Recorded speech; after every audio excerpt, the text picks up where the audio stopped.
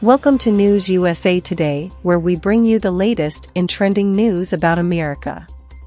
If you are new to our channel, please hit the subscription button and turn on the bell icon to get our latest updates. On Monday night, the Cleveland Cavaliers defeated the Utah Jazz 122-99 at Rocket Mortgage Fieldhouse as Donovan Mitchell led his new team in scoring 23 points in his first game against his old team.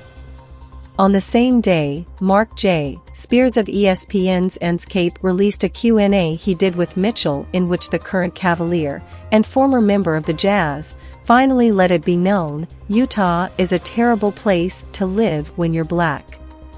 If I'm being honest with you, I never really said this, but it was draining. It was just draining on my energy just because you can't sit in your room and cheer for me and then do all these different things.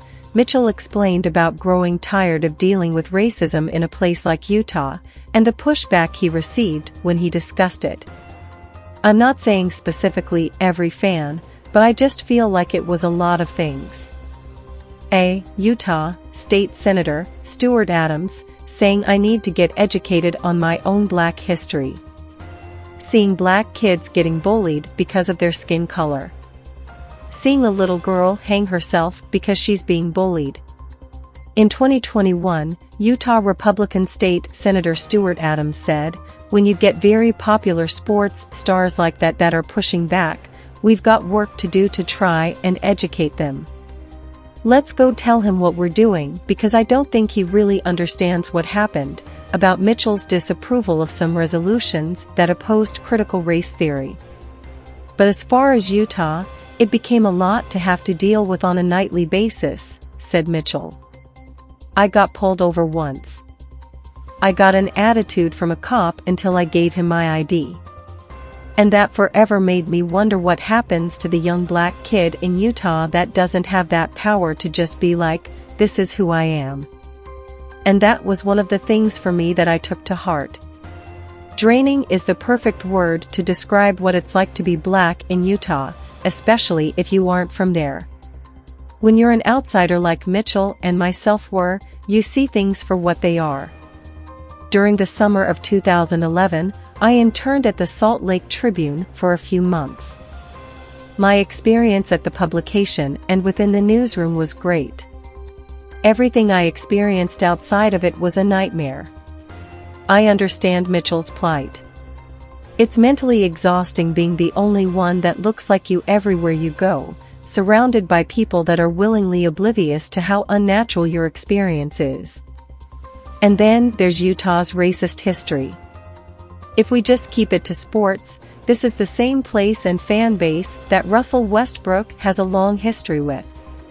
A fan was banned for calling him boy in 2018, and then there was the incident when a fan named Shane Kiesel was permanently banned because he and his wife told Westbrook to get down on your knees like you're used to during a game. Couldn't believe it. More N-words than probably, they had black people in the whole city, so it was a really racial situation and people say anything now because there's no consequences for it. Former NBA star Matt Barnes once told Colin Cowherd about what he heard during the Warriors' Western Conference semifinal series against the Jazz back in 2007.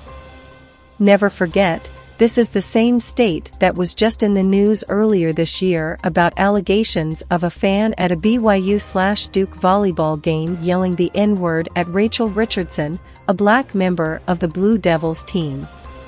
For years, it's been an open secret about how things are allowed in places like Utah and Boston. I never heard any of that from any player that I've ever played with in my 26 years in Boston. I never heard that before from Kyrie Irving, and I talked to him quite a bit, said Danny Ainge in response to when Irving described what he had to hear and deal with when he played against the Celtics.